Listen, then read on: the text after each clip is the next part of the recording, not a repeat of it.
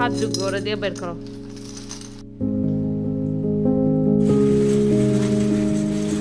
Costco থেকে এই lobster গুলো আনা হয়েছে। তুমি আসসালামু আলাইকুম everyone, welcome to Nishi's nest. আশা করছি সবাই ভালো আছেন। আলহামদুলিল্লাহ আমরাও ভালো আছি। আজকের ভিডিওটা বলতে গেলে কয়েকদিনের একটু একটু ক্লিপ আমি একসাথে অ্যাড করে দিচ্ছি আর কি। আসলে আমাদের এখানে তো ওয়েদার চেঞ্জ হয়েছে, সবকিছু মিলিয়ে বাচ্চারাও একটু অসুস্থতার মধ্যে দিয়ে গিয়েছে।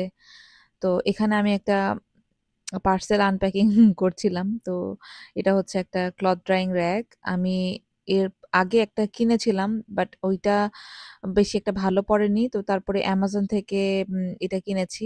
আগেরটা একটু ব্যাম্বো টাইপের ছিল। তো ওইটা দেখলাম একটু বৃষ্টিতে মানে ফাঙ্গাস টাইপের পড়ে যায়। তো ওইটা আমার কাছে পরে ফেলে দিয়েছি আমি। এরপর এটা কিনেছি। আসলে কাপড় তো মানে লন্ড্রিতেই করি, বাট স্টিল সামটাইমস দেখা যায় কিছু কিছু কাপড় হাতে ধুতে হয়। তখন আর কি শুকানোর জন্য এরকম একটা র‍্যাক লাগে। আর আলহামদুলিল্লাহ এবারের বাসাটাতে তো মাশাআল্লাহ অনেক সুন্দর রোদ থাকে। যদিও উইন্টারে বারান্দাতে খুব একটা রোদ পড়ে না। বাট স্টিল মানে শুকিয়ে যায় কাপড় ইমার্জেন্সি লাগলে আরকি। তো ঐদিন রাতের বেলা খুবই সুন্দর একটা জ্যোৎস্না উঠেছিল। আমরা অনেক সময় বসে দেখেছি। খুব ভালো লাগছিল আসলে। এলনাজের শরীরটা ঐদিন রাত থেকেই মোটামুটি একটু, একটু খারাপ ছিল, খ্যানখ্যান করছিল। তো একদিন দেখেছি জ্বর ছিল না, তবে সর্দি, নাক দিয়ে অনবরত পানি পড়ছিল। আর আমার বাচ্চাগুলোর তো এয়ার ইনফেকশন হলে জ্বর আসে না। মানে নরমালি তো ইনফেকশন হলে জ্বর একটা সাইন থাকে। ওদের জ্বর থাকে না, কিন্তু সর্দি লেগে নাক কান বন্ধ হয়ে যায়। তো এলনাজ হচ্ছে ওর কান দেখাচ্ছিল। মানে কানের পাশে হেয়ার গুলো পুল করছিল। এটাও একটা সাইন বাচ্চা ডিসকমফোর্ট ফিল করছে কানে। তো তারপরে ডাক্তারের কাছে নিয়ে গেলাম। অ্যান্ড যা ভেবেছি তাই, কানে ইনফেকশন পেয়েছে। আম তো ওরা অ্যান্টিবায়োটিক্স দিয়ে দিয়েছে। আর ওইটা ছিল সকাল, সকাল। ওর বাবা অফিস থেকে কয়েক ঘন্টার জন্য একটু ছুটি নিয়েছে। ওকে ইমার্জেন্সি আর্জেন্ট কেয়ারে পিডিয়াট্রিশিয়ানিস্ট দেখাবো এজন্য আরকি। আসলে ছোট মানুষ বলতেও পারে না, সারাক্ষণ খ্যান, খ্যান, খ্যান, খ্যান। আর মানে বাবা-মা হিসেবে আমাদেরও মনে হয় যে কি জানি হচ্ছে, কেমন জানি লাগতেছে। একটু দেখায় আসলে শান্তি লাগবে এরকম আরকি। তো এই তো আমাদের এখানের হেমন্তের মানে শীতকাল আসার বৃষ্টি শুরু হয়ে গেছে। আম আমার কাছে একদমই ভালো লাগে না শীতকালের বৃষ্টি। না বৃষ্টি এনজয় করা যায়, না কিছু। মানে বেশি ঠান্ডা লাগে। আর থাকে না আমাদের দেশে তো তাও গরমের পরে যে বৃষ্টিটা হয়, বৃষ্টিটা ধরতে, পানিটা ধরতে একটু ভালো লাগে। বা বৃষ্টির পানি, বৃষ্টিতে গোসল করা এই জিনিসগুলো আমরা যেরকম ভাবে দেখেছি, আ আমেরিকাতে এসে মোটেও বৃষ্টি সেরকম লাগে না। মানে ঠান্ডার মধ্যে বৃষ্টি খুবই অশান্তি। এক ফোঁটা পানি গায়ে পড়লে মনে হয় যে পুরো হাড্ডির মধ্যে গিয়ে লাগতেছে, এইরকম ঠান্ডা। তো আসার সময় এলনাজ হচ্ছে যে ঘুমিয়ে গিয়েছিল।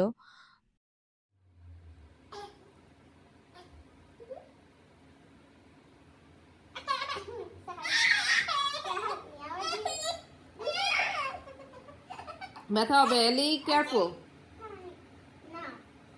রাতে ঠিকমতো ঘুমাতে পারেনি। হসপিটাল থেকে এসে একটু ঘুমিয়েছিল। বিকালে যখন টাইলেনল খাইয়ে দিয়েছি আরামে, তখন হচ্ছে কিছু সময় বোনের সাথে খেলেছে। এই তো আরকি, অন অ্যান্ড অফ। একটু ভালো লাগলে নরমাল থাকে, তারপর আবার কান্নাকাটি।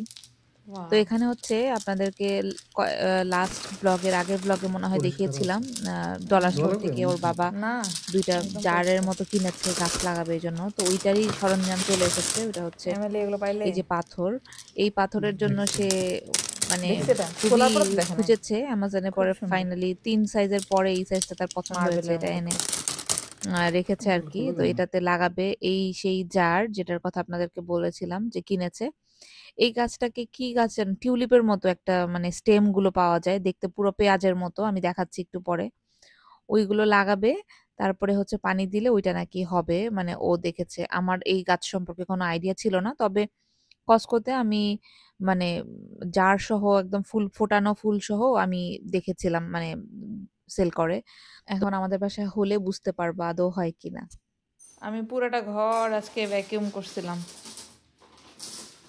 পুরাটা ঘর আজকে ক্লিন করছিলাম। এলি পাত্তাই দিল না ক্লিনিং এর। আরো পাথর কিনছে। ও আল্লাহ, এটার মধ্যে অনেকগুলো পাথর আছে। এগুলো কি করবা? আরে একটা জিনিস মাথায় আসলে ভাঙা যাবে, কেয়ারফুল। উপর থেকে ফেলতেছো কেন?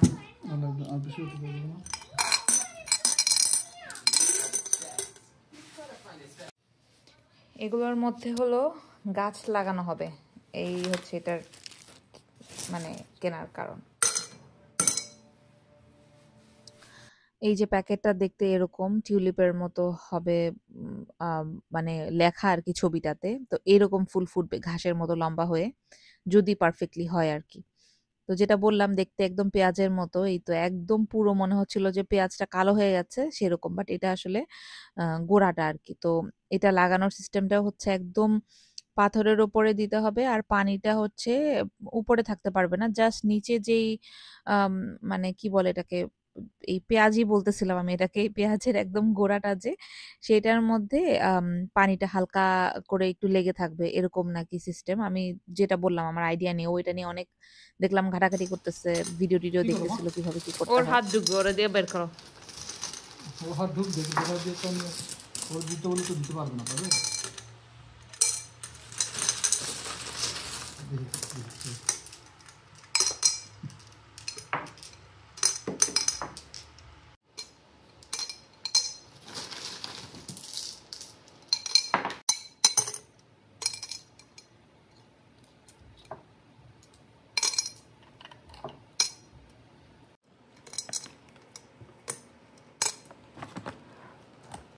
তো এই যে ফাইনালি লাগানোর পরে নিচে একটা লেয়ার পাথরের, তার উপরে পেঁয়াজগুলো এরপরে হালকা করে পানি, দেখতেই পাচ্ছেন বটমে একদম লেগে লেগেছে হালকা করে, এর উপরে আবার একটু পাথর দিয়ে দিয়েছে। আমার টোটালি এটা নিয়ে কোনো আইডিয়া নেই, আমি জাস্ট ও যেটা করছে আমি সেটাই আপনাদেরকে বললাম আর কি।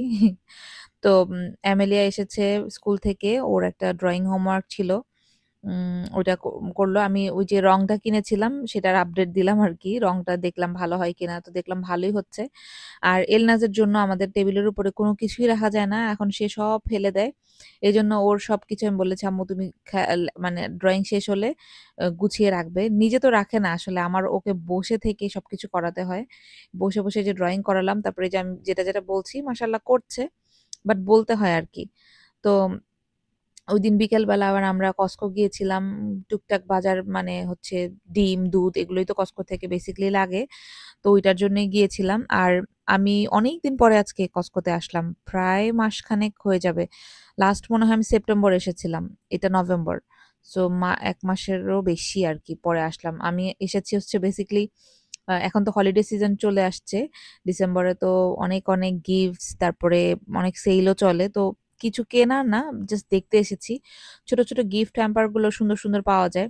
আর এসে জ্যাকেটের সেকশনে একটু দেখছিলাম, আমার আসলে লাগবে না, তো তারপরে ওই জন্য আর নিজেকে আটকালাম যে না আমি কিনবো না, আমার অনেক সাদা টাইপের আছে আর কিনবো না।